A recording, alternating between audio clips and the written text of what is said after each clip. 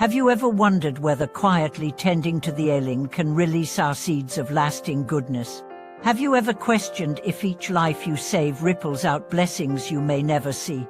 Welcome back to the channel.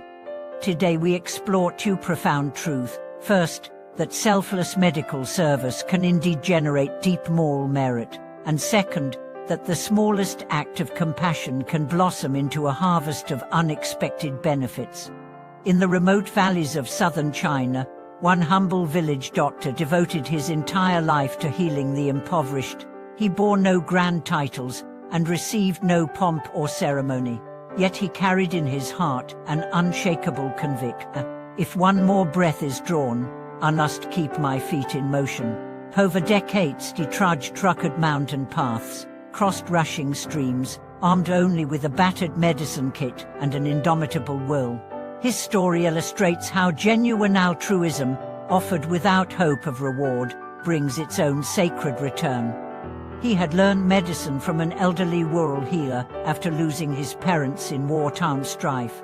At that moment she resolved that no family should endure needless deaths for lack of care. Poor patients never paid him a copper coin when villagers pressed him for his own livelihood. He simply smiled, "My children will find their own way."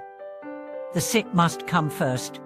Early in his career he encountered a boy ravaged by hemorrhagic anemia. The child's parents were too destitute even to buy basic supplements. Night after night the doctor paid for the boy's treatment himself, and personally administered fluids in the family's dim hut. Years later that very boy, inspired by his benefactor's example, entered medical school and became the region's youngest physician. Pointing to his mentor he would say, "He taught me that medicine is not a profession but a vow." The doctor's greatest trial rose in the midst of a severe pneumonia outbreak. While other healers fled the risk, he donned makeshift protective gear, extinguished doubt with resolve, and carried out door-to-door treatments, herbal fumigation, warm saline rinses, basic supportive care, round the clock. He slept no more than 2 hours a night. When friends implored him to seek safety, he answered simply, "If I go, who will care for these people?" His unwavering presence stemmed the epidemic and saved dozens of lives. Years later, when his own son struggled in the Gaokao entrance exams, the family felt despair. Then, by a stroke of fate, a professor at a medical college whose mother the village doctor had once saved, wrote a personal recommendation that secured the boy's place. "He saved my mother's life," the professor wrote. "Now I repay him by opening this door for his son." This chain of events embodies the essence of virtue returns to the benevolent. Every act of silent kindness germinates in hidden soil.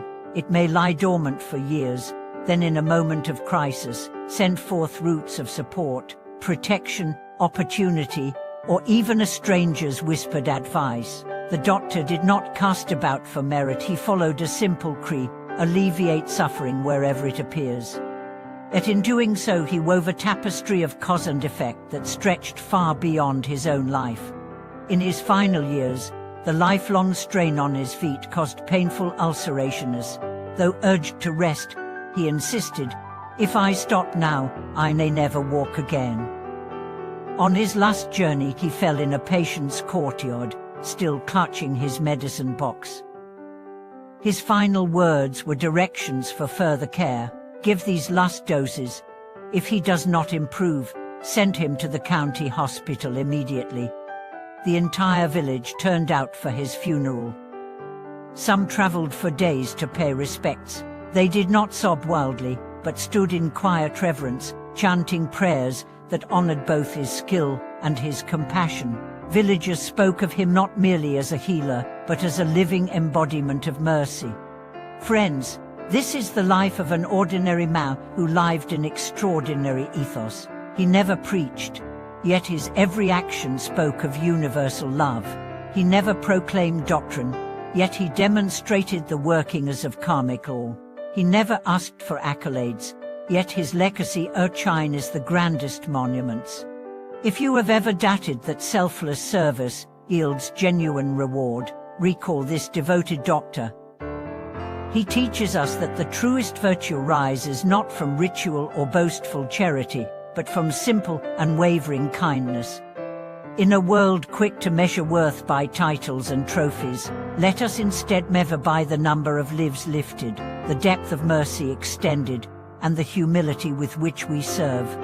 May each of us, in our own way, follow his quiet path, moving foot by foot through our daily routines, offering what comfort we can, and lighting sparks of hope in unexpected places. In doing so, we too may witness how acts of healing and compassion form a living testament to goodness returned. Thank you for watching this video. If his story has touched you, please like, subscribe, and share your own experiences in the comments. Until next time, may your kindness shine as a beacon for others.